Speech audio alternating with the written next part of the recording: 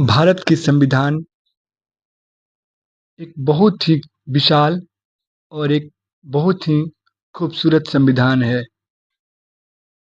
यह लगभग 60 देशों की खूबसूरती को एकत्रित करके एक सुंदर एवं बेहतरीन आइडियल संविधान का निर्माण किया गया है।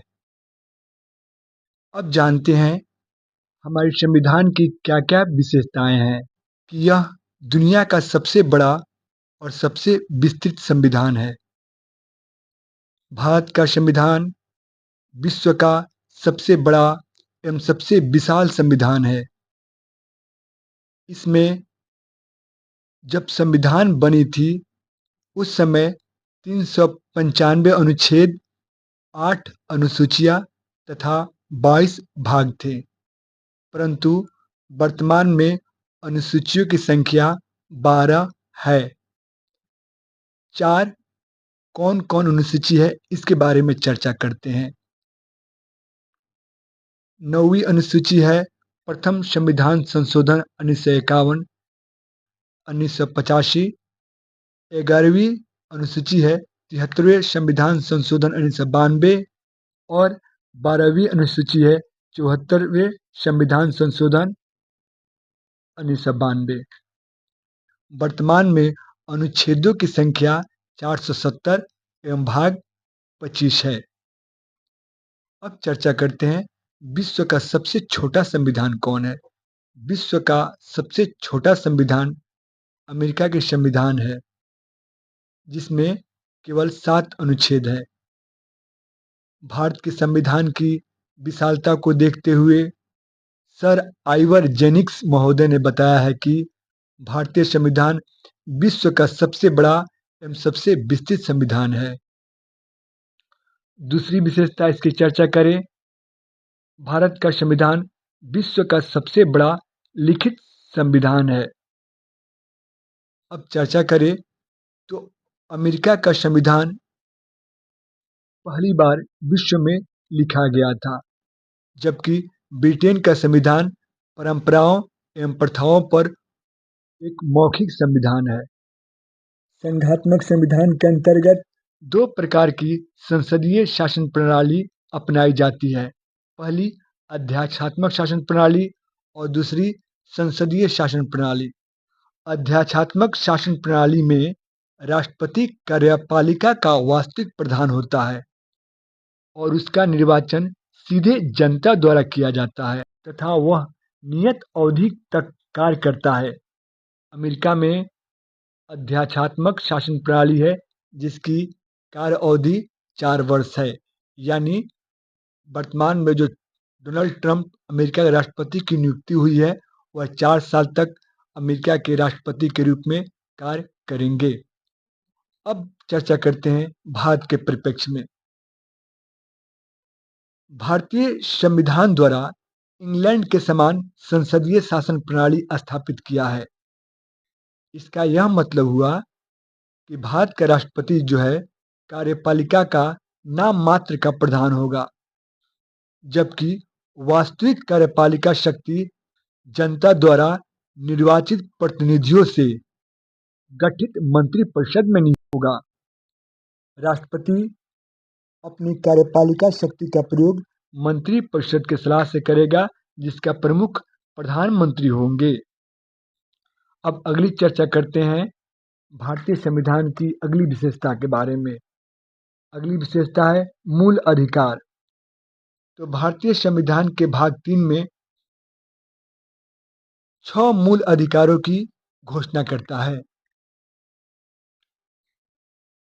पहले संविधान में 7 मूल अधिकार थे, लेकिन वर्ष 1978 में 44वें संविधान संशोधन द्वारा संपत्ति के अधिकार को मूल अधिकार से हटा करके अनुच्छेद 300 के सब क्लोज क में इसे कानूनी अधिकार दिया गया है। अगली संविधान की विशेषता में चर्चा करते हैं राज्य के नीति निर्देशक तत्व। राज्य के नीति निर्देशक तत्व एक ऐसे तत्व होते हैं जिनसे राज्य का कल्याणकारी अवधारणा की पुष्टि होती है। ऑस्टिन ने राज्य के निर्देशक तत्वों के बारे में कहा है कि यह राज्य की आत्मा होती है। भारतीय संविधान के भाग 4 के अनुच्छेद 36 से 51 तक में राज्य के नीति निर्देशक तत्वों का उल्लेख किया गया है।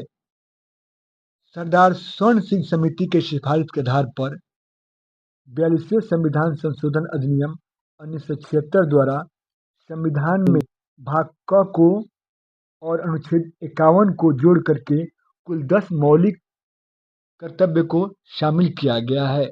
2002 में 86वें संविधान संशोधन द्वारा 11वें मौलिक कर्तव्य के रूप में 6 से 14 वर्ष तक के बच्चों को शिक्षा का अवसर देने का अधिकार भी मौलिक अधिकार में शामिल किया गया है। प्रत्येक माता पिता और संरक्षक को यह कर्तव्य है कि अपने 6 से 14 वर्ष तक के बच्चों को शिक्षा का अवसर निश्चित रूप से प्रदान करे।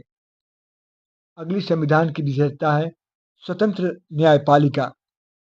हमारी सरकार का 3 तंत्र होता है, व्यवस्थापिका, कार्यपालिका, न्यायपालिका।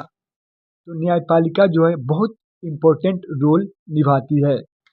यह हमारे संविधान और मूल अधिकारों की रक्षा के अलावा संविधान का संरक्षक के रूप में काम करती है। और हमारी न्यायपालिका व्यवस्थापिका और कार्यपालिका से बिल्कुल अलग है। संप्रभुता और न्यायिक सर्वोच्चता में समन्वय। भारत में संसदीय प्रणाली को अपनाकर संसदीय सर्वोच्चता को स्वीकार किया है, लेकिन इसके साथ साथ सर्वोच्च न्यायालय को भी यह अधिकार दिया है कि वह उन विधियों एवं आदेशों को निरस्त कर दे जो संविधान के विरुद्ध हो। संविधान के अनुसार विधि अनुकूल न हो तो सर्वोच्च न्यायालय को यह अधिकार होगा कि उस विधान को निरस्त कर दे। नमन्यता और अनम्यता का अनोखा मिश्रण, यानी फ्लेक्सिबल और रिजिड हमारा संविधान का अनोखा मिश्रण है। इसमें बताया गया है कि हमारा संविधान विशेष परिस्थिति में कठोर और विशेष परिस्थिति में सॉफ्ट हो जाता है, यानी यह नमन्यता और अनम्यता का अनोखा मिश्रण है। सर आइवर जेनिक्स ने भारतीय संविधानों को आवश्यकता से अधिक कठोर संविधान कहा, जबकि केसी व्हीयर के अनुसार भारतीय संविधान अधिक कठोर और अधिक लचीले का एक अच्छा संतुलन दिया गया है। अगली विशेषता में चर्चा करते हैं कि केंद्राभिमुख संविधान। भारतीय संविधान अनुच्छेद 1 के अनुसार भारत राज्यों का संघ होगा, यानी भारत में जो स्टेट हैं उनको भारत से अलग होने का कोई अधिकार नहीं है। हमारे यहाँ एकहरी नागरिकता की प्रावधान है और राज्यपाल की नियुक्ति राष्ट्रपति करता है। इसके अलावा आपातकाल में केंद्र को विशेष पावर दे दिया गया है। इसके अलावा नए राज्यों के निर्माण की शक्ति संसद में है। इसके अलावा अखिल भारतीय सेवाएं केंद्र के अधीन काम करती है और इसके महत्वपूर्ण बात यह है कि राज्य सूची के विषय पर भी केंद्र जो है अपना कानून बनाएगी। इसलिए कहा गया है कि भारतीय संविधान केंद्राभिमुख संविधान है। डॉक्टर अंबेडकर ने भी कहा है कि संविधान को संघात्मक के तंग ढांचे में नहीं ढाला जा सकता है। आगे जी ऑस्टिन ने बताया है कि भारतीय संविधान जो है सहकारी संघवाद का एक एग्जाम्पल है। अगली संविधान की विशेषता है एकल नागरिकता। जैसा कि अमेरिका में बात करें तो अमेरिका में राज्य के लिए अलग, केंद्र के लिए अलग नागरिकता है। भारत में एकल नागरिकता का प्रावधान किया गया है। कोई व्यक्ति सिर्फ भारत का नागरिक हो सकता है, वह राज्य का नागरिक नहीं हो सकता है। अगली महत्वपूर्ण विशेषता है वयस्क मताधिकार। भारत के प्रतिनिधियों के निर्वाचन हेतु व्यस्त मताधिकार प्रणाली को अपनाया गया है। व्यस्त मताधिकार का मतलब हुआ 18 वर्ष से जो भी ऊपर के व्यक्ति हैं वे वोट देकर के अपने प्रतिनिधि को चुन सकते हैं। पहले यह उम्र 21 वर्ष थी। यहाँ जानने योग्य बात यह है कि किसी भी पागल, अपराधी, भ्रष्ट, अनिवासी, अवैध आचरण के आधार पर किसी व्यक्ति को मताधिकार से वंचित कर दिया जा सकता है। अगली विशेषता है आपातकाल उपबंध। हमारे संविधान में 3 तरह का आपातकाल उपबंध का उल्लेख किया गया है। पहला आपातकाल है युद्ध या बाहरी आक्रमण, सशस्त्र विद्रोह की स्थिति उत्पन्न होने पर।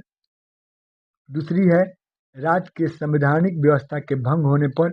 और तीसरी है वित्तीय संकट के उत्पन्न होने पर। हमारे देश में राष्ट्रीय आपातकाल लागू कर दिया जा सकता है।